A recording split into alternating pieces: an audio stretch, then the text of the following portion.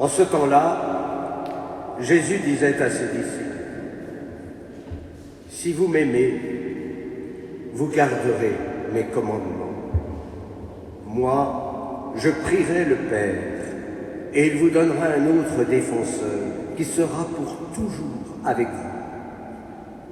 L'Esprit de vérité, lui que le monde ne peut recevoir, car il ne le voit pas et ne le connaît pas. Vous le connaissez, car il demeure auprès de vous, et il sera en vous. Je ne vous laisserai pas orphelin, je reviens vers vous. D'ici peu de temps, le monde ne me verra plus, mais vous me verrez vivant, et vous vivrez aussi. En ce jour-là, vous reconnaîtrez que je suis en mon Père, et que vous êtes en moi, et moi en vous. Celui qui reçoit mes commandements et les garde, c'est celui-là qui m'aime. Et celui qui m'aime sera aimé de mon Père. Moi aussi, je l'aimerai et je me manifesterai à lui. Acclamons la parole de Dieu.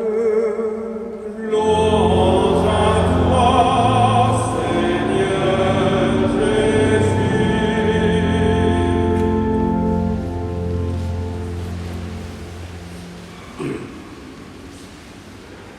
Ces paroles du Christ à ses disciples, c'est-à-dire ce matin à chacun d'entre nous, doivent d'abord être prises. C'est effectivement dans un climat de contemplation que nous entrons dans le mystère de cette communion entre le Père et le Fils, dans l'Esprit. Oui, ce matin, le Christ nous livre son testament spirituel. Vous reconnaîtrez que je suis en mon Père et que vous êtes en moi et moi en vous. Cette reconnaissance, c'est le fruit de l'Esprit Saint. Oui, nous sommes désormais, maintenant, déjà dans la vie trinitaire. Par la grâce du baptême, nous avons été plongés dans la mort avec le Christ. C'est pourquoi nous sommes en quelque sorte déjà des ressuscités. Nous vivons avec le ressuscité. Comme le dit saint Paul, ce n'est plus moi qui vis, mais le Christ qui vit en moi. C'est dire qu'il faut laisser transparaître le ressuscité par le don de l'amour. Si vous m'aimez, vous garderez mes commandements. Or, ces commandements, ils se résument dans celui de l'amour. Aimez-vous les uns les autres comme je vous ai aimés. Aimez-vous avec cet amour qui est répandu en vos cœurs par le don de l'Esprit. Ce commandement de l'amour, c'est le cœur de notre foi. Et si vous vivez ce commandement, vous serez alors transfigurés. Celui qui m'aime sera aimé de mon Père, moi aussi je l'aimerai et je me manifesterai à lui. Saint Augustin aimait dire, si tu vois la charité, tu vois la Trinité.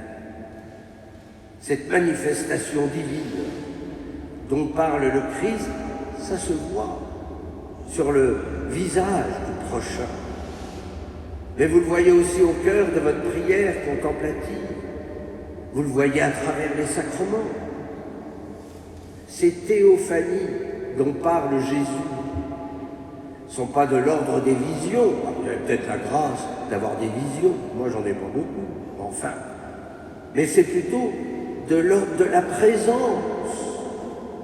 Sentir une présence, pas une présence qui va vous faire gousi-gousi, mais une présence qui va être une plénitude d'être en nous.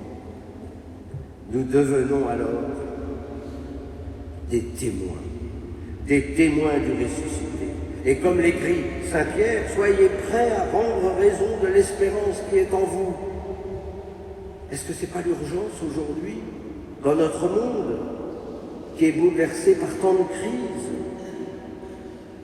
Certains ont tendance à baisser les bras, ou à chercher peut-être un bonheur artificiel dans toutes sortes de drogues, mais que de jeunes n'ont même pas foi en leur avenir. L'espérance. L'espérance n'est-elle pas de redonner sens à ce que nous sommes en train de vivre?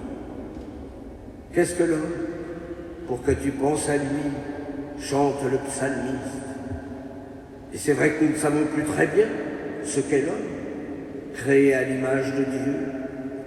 Comme aurait dit Saint Jean-Paul II, soyons des sentinelles de l'espérance. Seule la rédemption de l'homme oriente tout notre aide vers la source. Seul l'amour donne sens à la vie. Peut-être faut-il redonner de la beauté à l'amour. Les sentinelles de l'espérance, mais soyons aussi des signes de contradiction. Parce que nous sommes habités par l'esprit de vérité, lui que le monde ne peut recevoir, car il ne le voit pas et ne le connaît pas. Oh, cette vérité, elle n'est pas de l'ordre du savoir. C'est une vérité qui libère. C'est de l'ordre de notre liberté.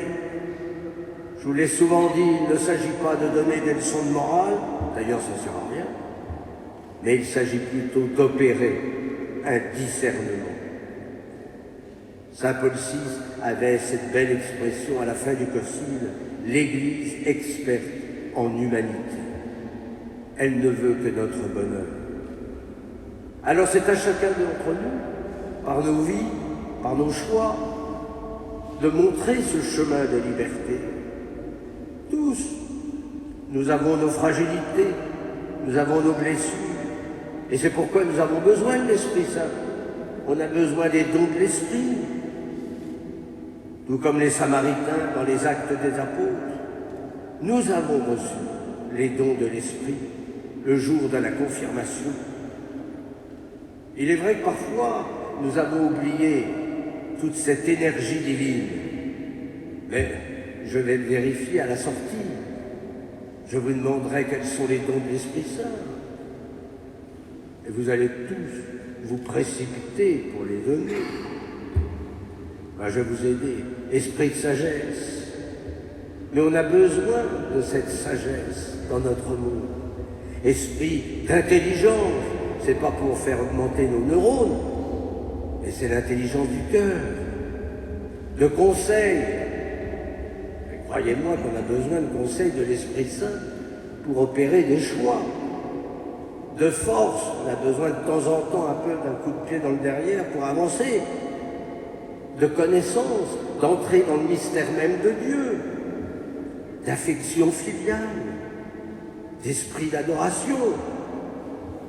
Bon, alors, si vous n'avez pas reçu ce sacrement, moi, je vous invite à le demander.